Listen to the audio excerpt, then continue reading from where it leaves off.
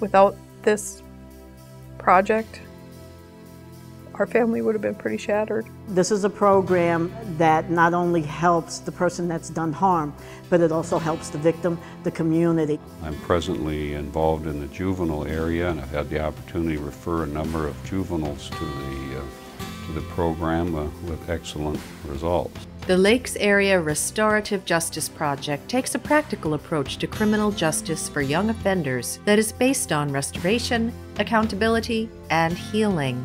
True justice requires that we work to restore those who have been injured. Our approach balances the needs of the victim, the offender, and the community through a process that preserves the safety and dignity of everyone.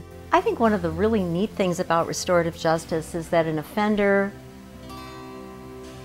does a crime, that offender fixes it, that offender makes it right.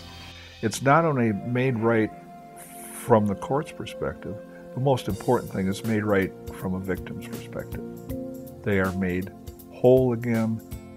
Not everybody needs to go to jail, and sometimes there are other resolutions that are made outside the courtroom.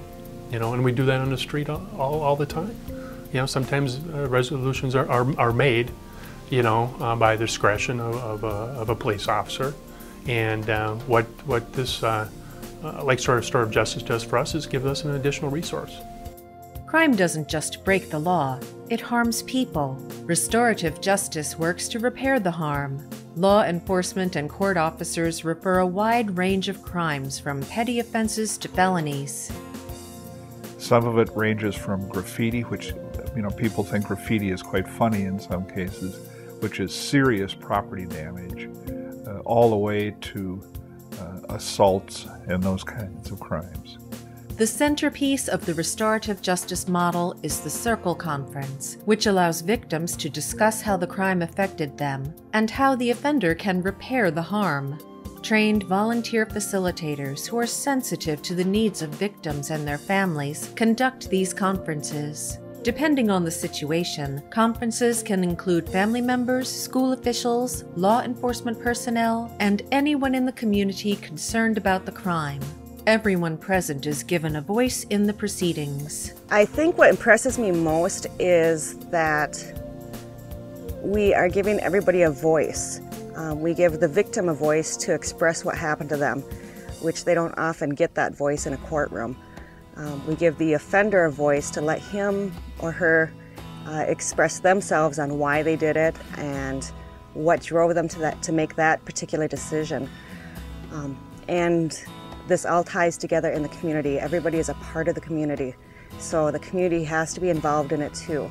I was a little bit apprehensive about this because every kid needs to go to court. They have to have their day in court. But once I sat through several conferences in the beginning, I became what's so-called a believer, saying, "Wow, this does happen."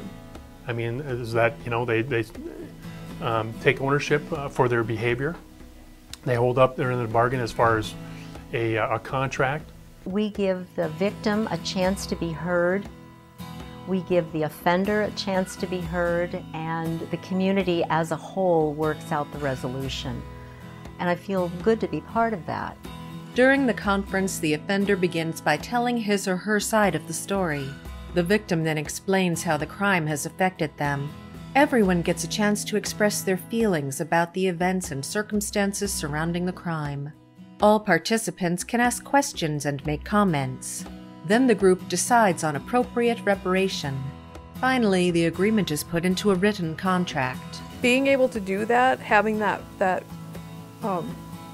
meeting, a safe environment, a very controlled environment, all on the terms of the victim, so that that victim's in control of that whole situation with help, is such a healing process for her or him or whoever's been victimized. But it also heals the community in the sense that now this person, who is a juvenile, has the ability to move forward and become a real participating person in the citizenship of the community, instead of off, in a juvenile detention center where they're completely removed from that citizenship within that community.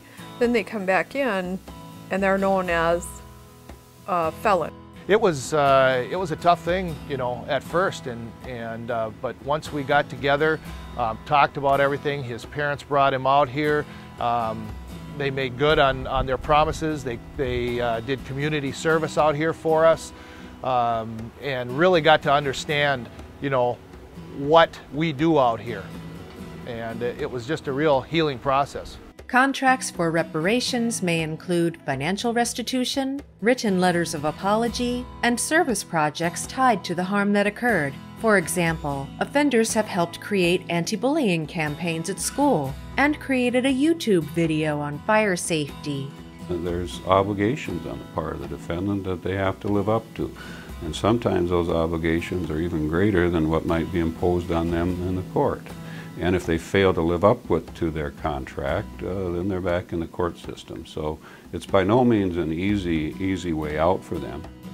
People donate bikes, and we fix them up and donate them back out to the community. It makes somebody else's life easier and makes me feel better that I'm helping somebody. They can help with garbage around the school or in the community. I mean, there's hundreds of opportunities for volunteerism. So not only does it get them to take responsibility for what they've done, but they find a whole new area that maybe they haven't looked at volunteerism. I believe in restorative justice. By volunteering with them, I'm improving the community, I'm improving myself, and hopefully I'm improving the lives of the people who are affected.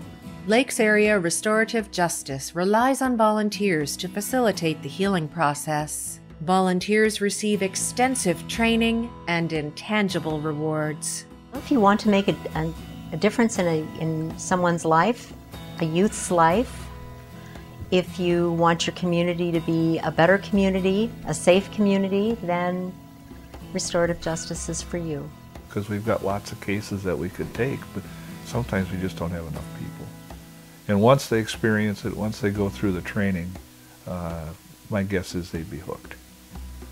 It's a very, very good program. If cases can be adequately and appropriately resolved outside the system, ultimately there's going to be a cost saving, because if they're not resolved outside the system, they're going to have to be resolved in the system, and that costs money. So anytime the community can come forward with volunteers to help us achieve those goals, everyone's ahead.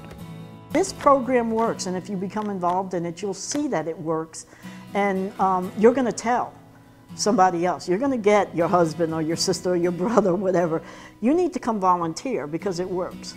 We don't see a lot of reoffenders in this situation.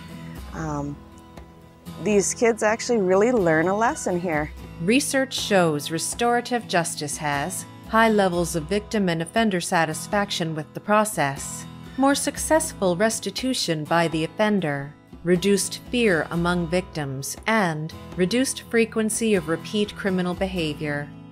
Every dollar spent on restorative justice saves the community $8 in criminal court and correction costs. But in my estimation, without restorative justice, there wouldn't be many options for these kids. This is a significant one-time opportunity to do the right thing.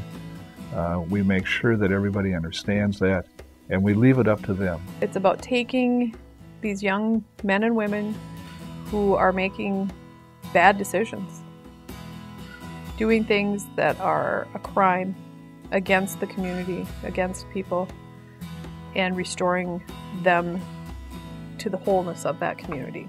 That's what it's about.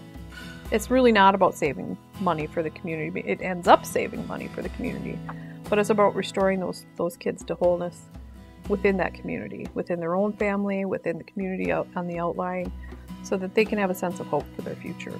It's about healing. You wanted your community to be a good community and to be a helpful community and a crime-free community, but we can't just let that go to the professionals. I think the key word here is community. We all have to be involved together. We all have a little piece in making the community better. The Lakes Area Restorative Justice Project, making the community better. To find out how you can volunteer or contribute, visit us online at larjp.org.